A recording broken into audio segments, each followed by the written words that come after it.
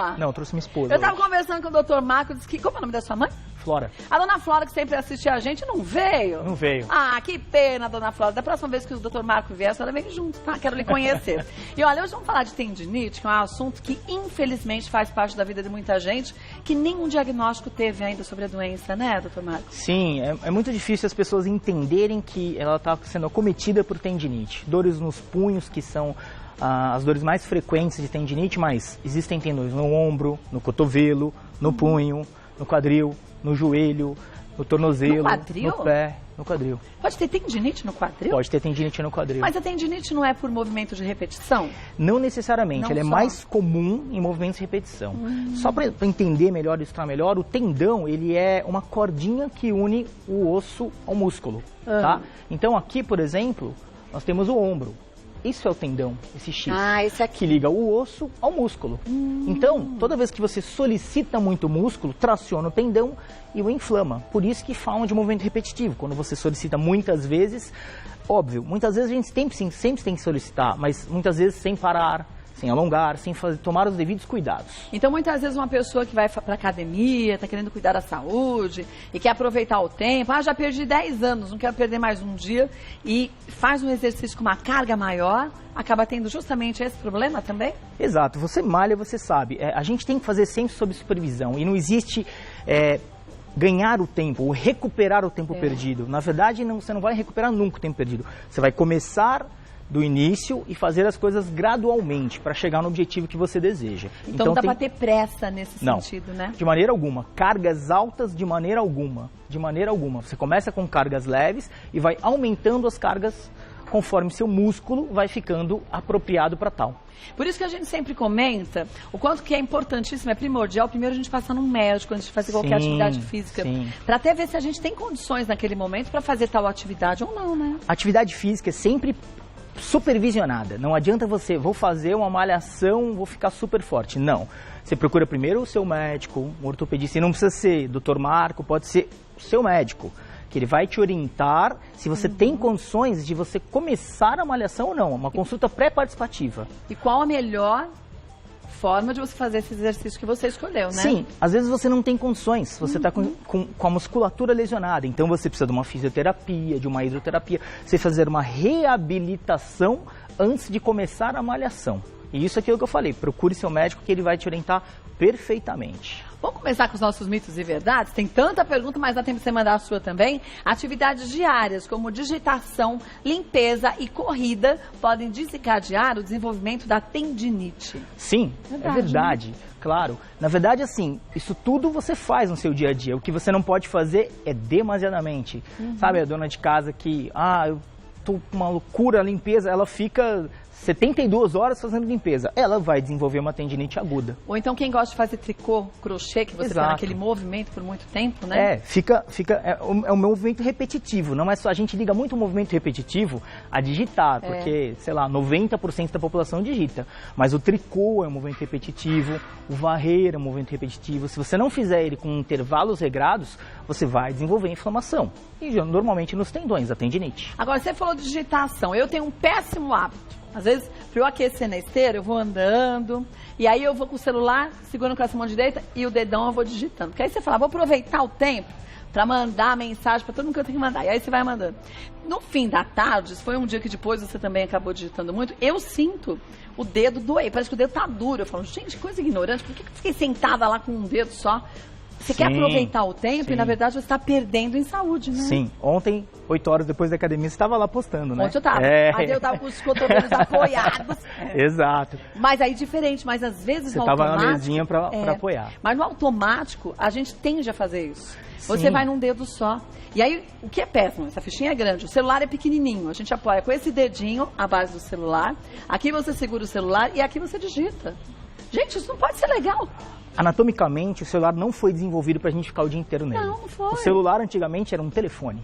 Agora ele não é um telefone, ele é um computador que a gente fica o dia inteiro teclando, fazendo as atividades, só que assim, sem ergonomia nenhuma, né? Você, para teclar, braços na mesa e na altura. Senão você fica com problema no pescoço, text neck e nos tendões. Você fica sustentando no ombro aquele peso. E cada vez estão maiores, né? O mesmo vale para tablet, né? Tablet Às vezes aquele piorou. computador antigo é muito melhor, porque pelo menos a Sim. tela ficava na altura dos olhos Na da altura gente, dos olhos. né? Ela sempre tem que estar nos olhos e os braços sempre apoiados. Você evita grandes lesões com isso. E aí a gente faz o quê? Você fala assim, vou assistir televisão, vou aproveitar para trabalhar, ou na cama. A gente põe um travesseiro, encosta, faz assim com a perna, coloca com o computador e pronto, quer dizer, tá acabando com tudo, né? Notebook aqui olhando para baixo, assim, né? É. Terrível, totalmente fora de ergonomia, assim, muito propenso a ter lesões. Porque a gente não fica 5 minutos, 10, a gente Não. fica horas. E esse ficar horas fazendo tudo errado é o que vai começar a doer, não naquele dia, né? Mas tem um efeito cumulativo, né? Sim, você sente um pouquinho, daí à noite quando você fala, vou descansar, vai melhorar. A hora que você acorda, a primeira mexida, parece que vai morrer de dor. Por quê? Porque ele ficou sem o uso constante, mas o uso constante inteligente. Vale a mesma coisa para limpeza, vale a mesma coisa para corrida. O cara começa tudo, a correr 5, 10, 20 sem assessoria. Bom, volto que tem muita coisa pra gente. Tani, que é ortopedista, vamos para mais um mito ou verdade, ó. A tendinite não tem cura. Mito, né? Mito, né? Mito. Ela tem cura, mas se você tratar e depois não mantiver, fazer uma manutenção, né, de alongar, fazer tudo direitinho, continuar abusando, ela volta. Você tem tendinite de novo. Mas dependendo do lugar que eu tenho a tendinite, se eu trabalhar minha musculatura direitinho, eu consigo também proteger esses tendões? Sim, sim. Aqui está ilustrando o punho, a gente tem um esqueleto aqui para mostrar Vamos todos mostrar? os lugares que Legal. a gente pode ilustrar Ó, então começando aqui, a gente tem o ombro, a gente pode ter a tendinite no ombro, a gente pode ter a tendinite no cotovelo, Tá. punho, mãos, quadril, joelho, tornozelo e pé. Então a gente pode ter, também tem perna, tudo, mas essas são as articulações mais frequentes para você ter a tendinite. Agora, se você fizer musculação, se você fizer uma atividade física constante, como você faz, é mais difícil você ter tendinite. Você pode ter mais abusos e você não vai ficar cometido tendinite. Porque você fortalece a musculatura dessa região que protege a Sim. sobrecarga do tendão, né? Como eu falei, o tendão ele é um músculo que liga. O tendão é uma cordinha que liga o músculo ao osso. Se você tem um músculo fortalecido, a energia vai ser dissipada no músculo e não no tendão. Quando você não tem o músculo fortalecido, a energia é dissipada no tendão. E o tendão é uma corda, aí traciona e inflama. Por isso que a gente também ouve dizer que é importante quem está na terceira idade fazer uma atividade física para ter um tônus muscular, né? Super importante, uma palavra muito importante chama sarcopenia, o que é? É a doença mais ligada aos idosos com uma carência de musculatura. Então, o idoso, ele precisa de músculos, ele precisa de tônus muscular, não é ficar musculoso. É ficar forte, sarado, não, né? nada disso. É tônus muscular para saúde, E a saúde óssea também é importante, porque o grande problema do idoso é que ele tem o desgaste da articulação, que é a artrose, e tem a osteoporose, que é o desgaste da massa óssea. E quando você faz um exercício para artrose, você não pode ter impacto, e a osteoporose precisa do impacto. Por isso que a musculação, ela simula um impacto no osso, e você trata as duas, a artrose e a osteoporose. Então, o idoso precisa ter os músculos ok. Mas, gente, não é indo pra pracinha e fazendo aqueles exercícios com os aparelhos que tem lá, é indo Não. no médico. E aí o Sim. médico vai te orientar o que você pode fazer de acordo com o que você consegue naquele momento e aquilo que a tua necessidade corporal pede, né? Isso, a gente vai avaliar o estado muscular, o tônus muscular do idoso e ver se ele pode ir direto para uma academia ou se ele precisa de uma físio, alguma outra coisa. Hoje em dia tem academias terapêuticas, como eu já te falei, que são mais voltadas para isso, são mais específicas para isso, porque não tem tranco, elas funcionam em braço de alavanca, então não dão lesões musculares. Mas sempre a orientação médica é fundamental. Imprescindível. Vamos ver mais um? Mito ou verdade? A fisioterapia só funciona em casos simples de inflamação nos tendões. Não, totalmente mito, na verdade. A fisioterapia é o tratamento de escolha para a gente poder tratar as tendinites, seja qual a localização. Então, assim, ela funciona nos casos simples e funciona nos casos complexos, nas tendinites crônicas. Ela é o tratamento de escolha. Vamos ver mais um? Desequilíbrio da glândula da tireoide pode desencadear tendinite. Pode desencadear Pode? tendinite, é verdade, pode desencadear dores musculares.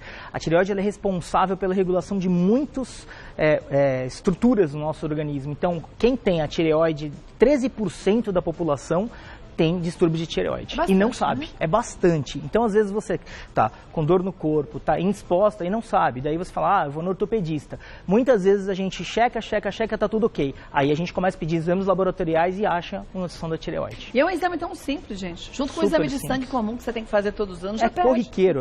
Na verdade, virou rotina pra gente. Mas muita gente fala assim, mas pra que eu vou fazer? Eu não sinto nada. E o ideal é que a gente trate a doença antes que o sintoma apareça, né? Como eu já falei também, meu sonho era trabalhar com saúde, não com doença, trabalhar com prevenção, né? Aquela história, olhar o paciente no olho e falar assim, vamos fazer uma coisa boa para você, vamos prevenir, não vamos tratar a sua doença. Eu acho que é muito importante a gente batalhar esse conceito. Nós da área de saúde precisamos botar esse conceito no Brasil. E os orientais fazem isso há milênios e muito bem. A Por isso que a gente tem uma longevidade grande com qualidade de vida. Enorme. Eles chegam 90, 100 anos, ótimo. Minha avó morreu com 100 anos. Então. Ótima, Mas posso ter certeza que ela tinha uma qualidade de vida também muito grande. Sim. Não é? Ela era regrada, ela se prevenia das lesões, ela sempre tranquila. Gente, e só consegue chegar a essa plenitude, vamos chamar assim, quem começa a ter informação correta. E aí, para depois a gente conseguir fazer a nossa parte, tem que ir para o médico, tirar as dúvidas, não ter vergonha. Porque como que a gente vai depois fazer a parte, que é a nossa lição de casa, se a gente nem entendeu direito o que ele diz? Não saia do consultório do médico com dúvidas. Pergunte tudo, desde a dúvida mais tola que você acha, porque você é leigo, você não precisa saber, você está lá justamente para isso, para que ele te dê informação, o subsídio para você ter qualidade de vida. Não adianta a gente sair com um monte de dúvida e vergonha, não tenha vergonha. Olhe no olho do seu médico e pergunte, ele vai te responder e te ajudar a ter qualidade de vida, com certeza. E aí você faz a sua parte e quem ganha é sempre a gente, né? Vamos ver mais uma. Sempre é indicado imobilizar o membro afetado. Não, né? Você mobiliza, é um mito. Você só mobiliza quando está numa crise de dor absurda que você precisa de repouso dos tendões para que ele melhore a inflamação. Sabe domingo quando você acorda, dorme um pouquinho mais, dorme 1 ou 2 horas a mais? Você não acorda um pouquinho mais dolorido? Parece que a gente está meio... você demora travado, mais tempo. Né? Exatamente isso. O repouso que você não precisa não é um repouso legal, não é um repouso que vai ajudar você ter melhoras dos sintomas. Não é benéfico. Não é benéfico. Vamos para as perguntas que surgiram, não são poucas. Vamos ver a primeira de quem é? Dá tempo de você mandar suas dúvidas também, hein? Da Cecília. Durante o pós-parto, a mulher fica mais suscetível a ter tendinite? Tive minha filha há 4 semanas e nos últimos dias sinto uma dor horrível nos 2 punhos. Estou até precisando de ajuda para os afazeres simples. Qual é o tipo de tratamento adequado no meu caso? Posso tomar remédios já que estou amamentando? Vamos lá, são 4 perguntas. Tem muita coisa. Durante o pós-parto, a mulher fica, durante a gestação e o pós-parto, ela sofre um processo chamado embebição gravídica. Ela fica inchada, né? No popular. Então, os ligamentos, que são as cordinhas que auxiliam também os tendões, eles ficam mais frouxos. Então, os tendões são sobrecarregados, porque o ligamento não restringe o movimento, você movimenta mais, fica mais mole. Então, durante o pós-parto e durante a gravidez, sim, também você tem mais chance de ter tendinite. Outra coisa, qual o tipo de tratamento adequado no caso dela? Medicação não é uma coisa anti-inflamatórios, corticoides, todas as medicações que são usadas para tratamento da inflamação, com 4 semanas a gente não indica. É óbvio, ela pode perguntar ao pediatra, mas a gente não indica que ela faça uso de medicação por conta própria sem consultar o pediatra antes. E normalmente os pediatras não liberam também, tem que passar mais tempo.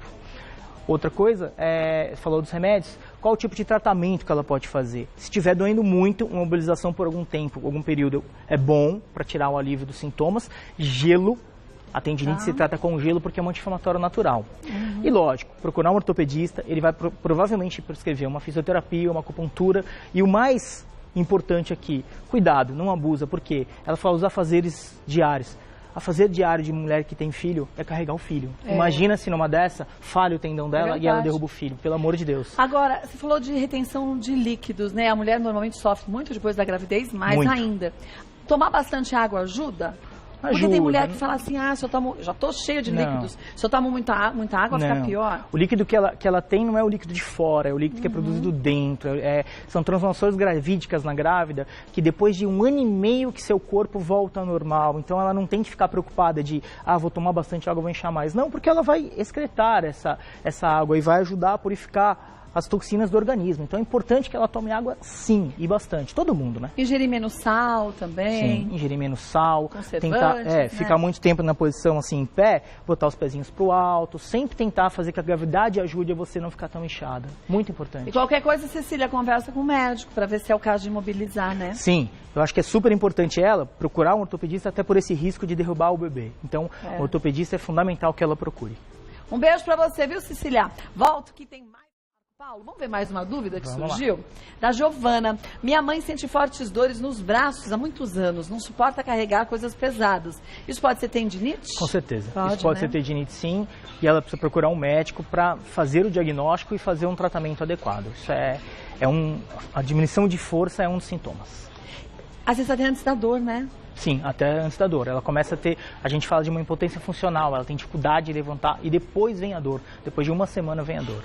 Então, Giovana, leva sua mãe no ortopedista, tá? Vamos ver mais uma. Maria Aparecida, em quais casos pode ser necessário um procedimento cirúrgico? É bom lembrar que tendinite é um caso que quase não é cirúrgico. Não, Só quando você tratou de todas as maneiras possíveis e imagináveis e continuou com a dor. Ou quando você tem uma ruptura, ou seja, o tendão rompeu. Aí você precisa fazer uma rifia do tendão. Daí uma lesão de tendão, mas não é uma raro, inflamação. Né? É muito raro. Se você for um médico e indicar uma cirurgia, procure outro médico para confirmar o diagnóstico. Isso é muito bom, doutor Marco, dizer, porque às vezes tem gente que fica constrangido e fala assim, pois ele vai ficar sabendo que eu fui no outro médico. Vai, gente. Porque, na verdade, a gente está entregando a vida da gente na mão de outra pessoa. A segunda opinião é boa, a terceira é melhor ainda. E às vezes um médico fala com o outro e os dois juntos decidem o que é melhor para você. Sim. Isso acontece com frequência também, muito, né? Você discute os casos, porque cada um tem acesso visão, a um caso e cada um tem uma visão, uma abordagem diferente. Porque não é só, gente, o que diz a medicina, é a experiência de vida de cada profissional que conta também, né? Você tem a literatura te falando, mas você tem a sua casuística, né? Medicina baseada em evidências. O que você tratou na tua vida inteira vale muito também. É verdade. Então, Maria Aparecida, se o médico te mandar uma cirurgia, como o doutor Marco disse, procure um outro médico para você saber direitinho, conversa com os dois e aí você chega à conclusão. Junto com eles, né? O que vai ser feito. Vamos ver a última pergunta de quem é, da Priscila. Gostaria de saber se existe tendinite nos pés e se existe, quais são os sintomas. Sim, muito comum a tendinite de tendão de Aquiles aqui, ó. Muito comum. A tendinite aqui no calcanhar, né? Exato. Por uso de sapatos inadequados, sapatos planos, você deixa o tendão totalmente esticado e você tem. Fora a tendinite nos pés mesmo, não só no tendão de Aquiles.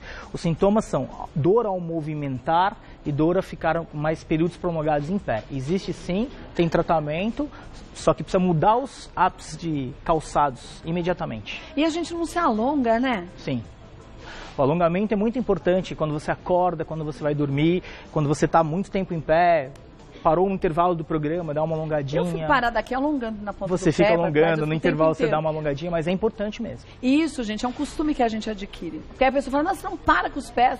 Não para, porque a hora que você está parada, é a hora que você tem que aproveitar para fazer um movimento, para você e segurar um tempinho, para você soltar mesmo a musculatura. Não adianta fazer o movimento, você segura um pouquinho, depois solta, depois você faz ao contrário, depois você solta. 2, 3 segundos em cada posição é importante. Se a gente analisasse friamente, a criança não brinca se alongando o tempo inteiro? Sim. A gente vai crescendo e a gente vai perdendo esse hábito desse movimento mais alongado, de ficar numa posição que não é só em pé, né? A criança ela está em constante movimento, tanto quando ela fratura, você tira o gesso, você não precisa praticamente de fisioterapia, porque ela brinca tanto, você pode ver que ela está constantemente alongando, coisa que a gente não faz, né? Ainda mais cada vez mais sentado no computador. Por isso que é importante, sim, o alongamento em períodos prolongados, em pé, sentado, com as mãos, punhos. Olha, bom, só lembrando, gente, que o nosso espaço aqui não é de fazer diagnóstico, não. O diagnóstico é feito no consultório. Aqui é o espaço de prestação de serviço, é pra gente tirar dúvidas, pra gente aprender, pra gente não ter vergonha de perguntar, porque a informação é a nossa maior aliada pra gente conseguir ter qualidade de vida. E claro que se você quiser sugerir algum tema da ortopedia, pode mandar pra gente, doutor Marco retorna e a gente fala sobre ele. Vou passar o site do Dr. Marco Paulo Tânica, ortopedista, que é o www.cqvtudojunto.net.br. O telefone é o 5081-5954. 5081-5954. Obrigada mais uma vez. Obrigado. Beijo na Dona Flora por mim, viu? Tô sim, obrigado.